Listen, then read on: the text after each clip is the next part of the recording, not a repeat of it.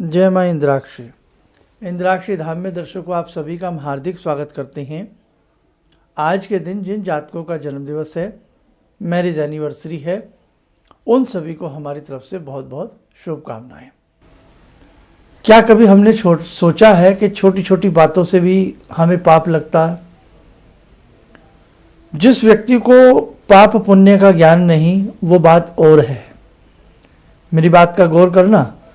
जिस व्यक्ति को पाप पुण्य का ज्ञान नहीं, वो बात और है, लेकिन जिसको पाप पुण्य का डर सताता है, या जिसे पाप पुण्य का फर्क नजर आता है, या जिसके दिल में पाप पुण्य की वाली बातें रहती हैं, तो बहुत छोटी छोटी बातों से भी हमारे जीवन में हमें पाप लगता है। कौन कौन सी बातें हैं? बहुत सारे ऐसे चीज़ें हैं जिनसे व्यक्ति के ऊपर पाप चढ़ता है। कई बार हम ये कह देते हैं कि हमने कुछ बुरा नहीं किया, हमने किसी का कुछ बिगाड़ा नहीं, फिर भी न जाने कौन सा पाप हमारे आड़े आ रहा है, फिर भी न जाने किस कर्म की सज़ा हम भोग रहे हैं। ऐसा लाखों करोड़ व्यक्ति कहते पाए जाते हैं। आज मैं आपको बहुत ही एक ऐसी चीज़ बता रहा हूँ जिसकी तरफ व्यक्ति का ध्यान भी नहीं जाता और वो भी पाप लग जाता है। पाप किन किन बातों से लगता है वो तो अनेकों हैं, लेकिन मैं आपको बहुत ही चंद बात सी बता रहा हूँ। अगर व्यक्ति 4 लोगों में बैठ करके बेकार का गपशप करता है, बेकार की गपशप करता है और किसी भी एक व्यक्ति को निशाना बना करके, टारगेट बना करके उसकी चुगली निंदा करता है, तो उससे भी पाप लगता है। देखो, अब आप व्यक्ति अगर किसी के प्रति मन में कोई ईर्ष्या रखता है, कोई कुढ़न रखता है, उससे भी पाप लगता है। कई बार भाई किसी को देख करके, किसी की कोई भी चीज़ घर परिवार में या कहीं पर भी कोई मन में अगर किसी के प्रति हमारे रात दिन कोई ईर्ष्या रहती है, तो उसका भी पाप लगता है। हिरण्याकश्यप को देखिएगा कि उन्हें पता था कि उनके पुत्र प्रहलाद प्रेम करते हैं भगवान विष्णु से, उनके भक्त हैं, लेकिन मन में ईर्ष्या रहती थी। हिरण्याकश्यप को क्या हर्ष हुआ? हिरण्याकश्यप का सब जानते हैं। साथ में बहन को भी ले डूबे, होलिका को। कंस ईर्ष्या रखते थे, रावण ईर्ष्या रखने लगे थे राम से। क्या हर्ष हुआ? इसीलिए मेरे दर्शकों, किसी के प्रति मन में अगर द्वेष आता है, किसी के प्रति मन में ईर्ष्या आती है, किसी के प्रति हमारे मन में निरंतर कोई जलन की मात्रा बनी रहती है, तो ये भी पाप लगता है। हम किसी से द्वेष रखें, हम किसी के प्रति हर समय निंदा का भाव रखें, क्या मिलेगा हमें? बल्कि एक पाप और हमारे सर के ऊपर आ रहा है। इस पाप से भी मुक्ति करनी पड़ेगी।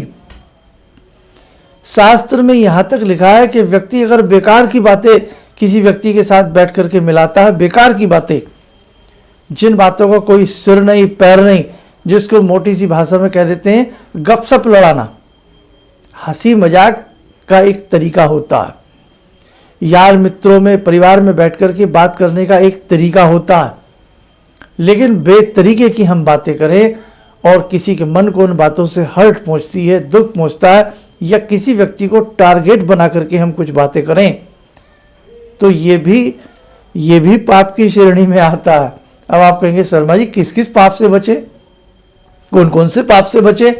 अब देखो साहब, सफेद कपड़ा तो तभी नजर आता है जब उस पर कोई दाग ना हो।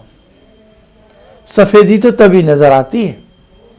वस्त्र पे जरा सा भी आप जिस प्लेट में भोजन करते हैं, उस प्लेट में जरा सा भी दाग होगा या गंदगी होगी, आप उसको रख देंगे, भोजन नहीं करेंगे।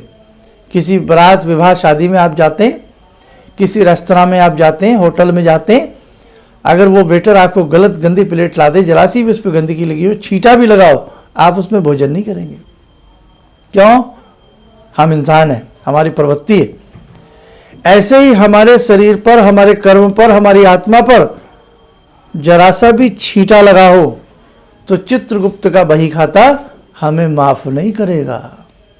चित्रगुप्त के बही खाते में हम पाप की श्रेणी में गिने जाएंगे, हम पाप की संज्ञा में गिने जाएंगे।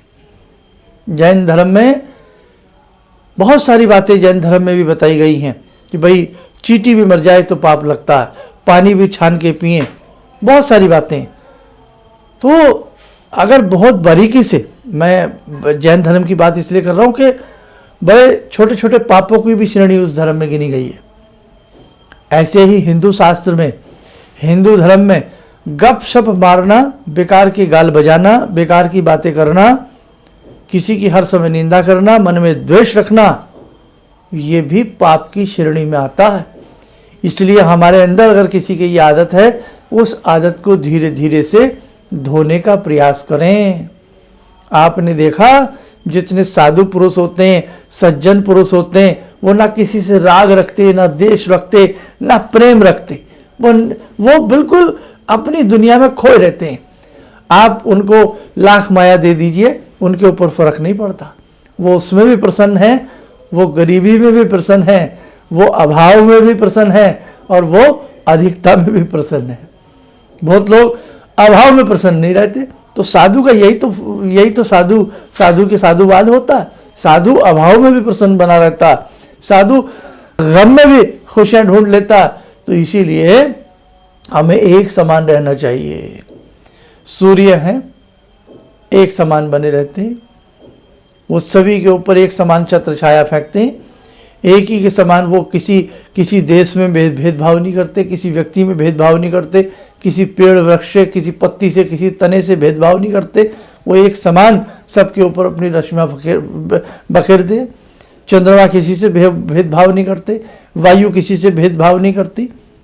जल है नदी का, कोई भी पिए, पशु पिए, पक्षी पिए, मानव पिए, किसी से भेदभाव नहीं करते। वृक्ष के फल हैं, पक्षी खाए, कीट खाए, पतंग खाए, मनुष्य खाए, कोई खाए, किसी से भेदभाव नहीं करते।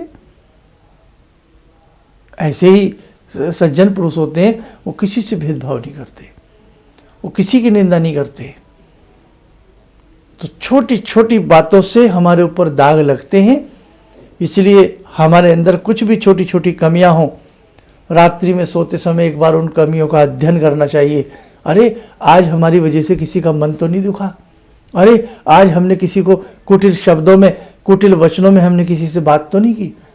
ऐसी प्रैक्टिस जब आप करते जाएंगे, वो दिन दूर नहीं, आप चमक जाएंगे, आप डायमंड बन जाएंगे, 24 कैरेट्स का आप गोल्ड बन जाएंगे, बिल्कुल शुद्ध पवित्र आप बन जाएंगे।